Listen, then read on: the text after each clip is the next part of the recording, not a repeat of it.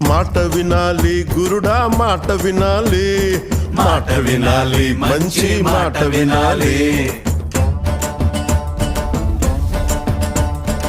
ఆకులేని అడవిలోన అరే మేకలన్నీ మేయవచ్చు, సద్దులేని కోనలోన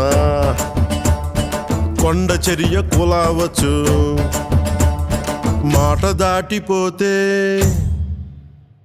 మర్మము తెలియకపోతే,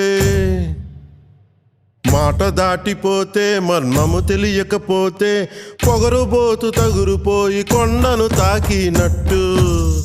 అందుకే మాట వినాలి గురుడా మాట వినాలి, మాట వినాలి మంచి మాట వినాలి.